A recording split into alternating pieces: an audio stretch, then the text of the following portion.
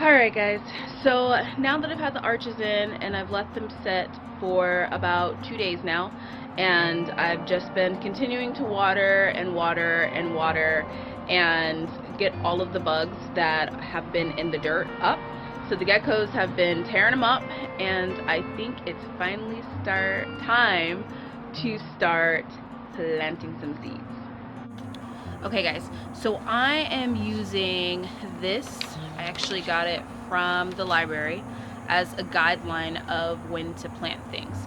Of course, I plant things also based on how my soil is looking. So right now there's not pretty much any bugs left in my soil. All the bad bugs are gone. The soil is starting to look very, very loose and aerated, meaning that stuff has been going through down there, tearing up all the roots that I left, because I also chop and drop, so I don't pull out the actual plant itself. So I don't really dig in there. I just kind of look up or fill the first couple layers of soil and see how they're doing, and also determine how many bugs I see. If I still see a lot of roly-polies in there, that means that there's something in there that they're eating. So if they're still eating it, there's still roots in there. So I need to kind of give it a little bit more time. But I don't see that anymore, which meaning they have done their job, they've moved on, or become gecko meals. So it's ready for me to plant. So today I am going to be planting some squash. All of my seedlings, might I add, went horribly awry. I planted my seedlings way too early. They grew out of control. They were trying to vine all over everything. Don't plant squash don't try and transplant squash. Just plant it in the ground. It'll do its thing.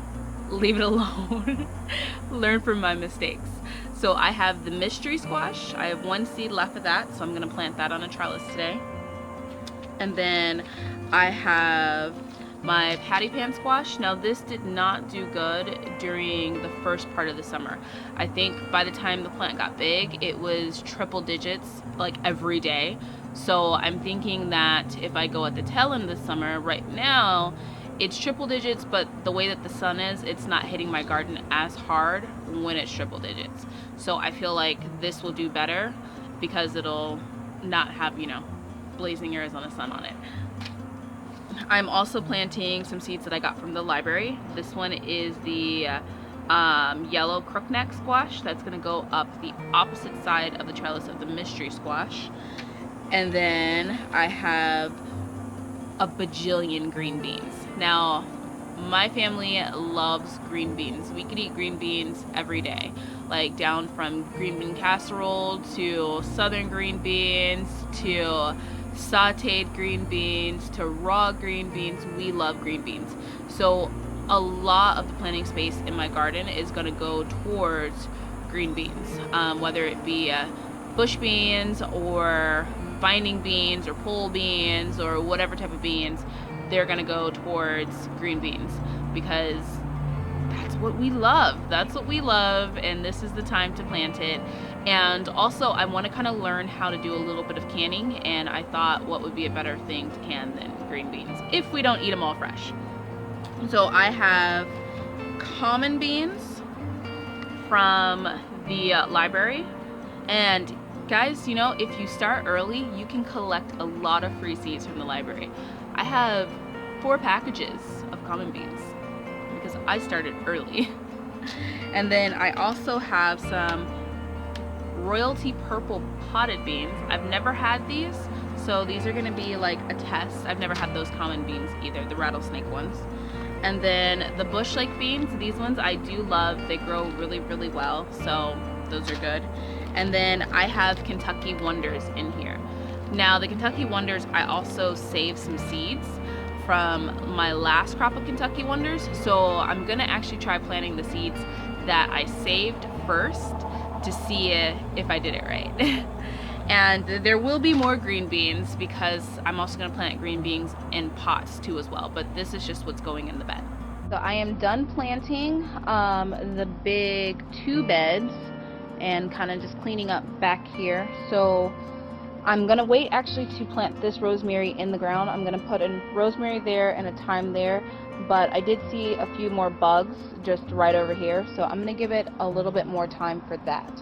Up this side of the trellis, I have the rattlesnake beans, and then in the middle here, these two rows, I have the purple beans, and then I have more rattlesnakes going up this trellis right here, and then I have the bush beans right in the middle here.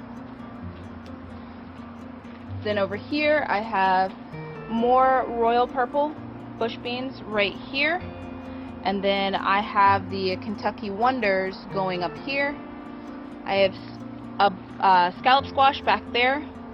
Over here I have a crookneck coming up this trellis. This space is still blank because I am going to plant some cabbage or a brassica somewhere in here. So this space is still blank. This space still has the big giant okra in it, which, look at this, guys. Another okra blossom. Every day I get a little okra blossom coming through with more and more and more okra.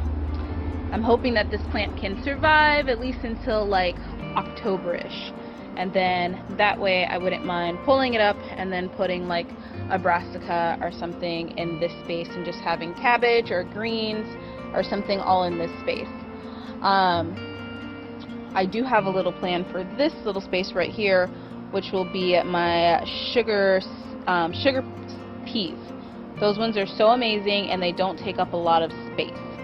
And then over here in this little area, I'm gonna plant just some radishes, just like 2 rows of radishes right there, because those only take like 20 days to come up and get ready, so I can plant them over and over again.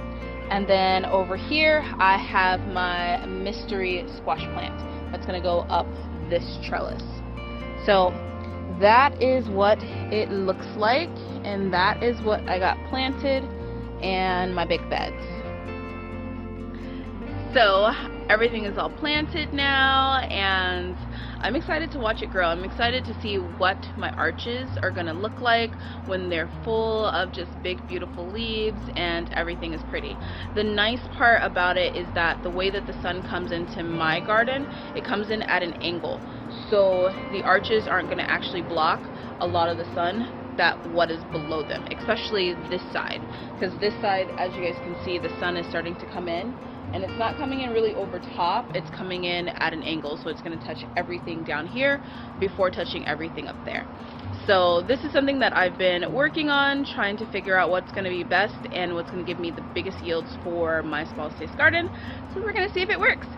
Don't forget to subscribe, give the video a big thumbs up, click the notification bell so that you can see every time I upload a new video, and thank you guys for watching. Bye!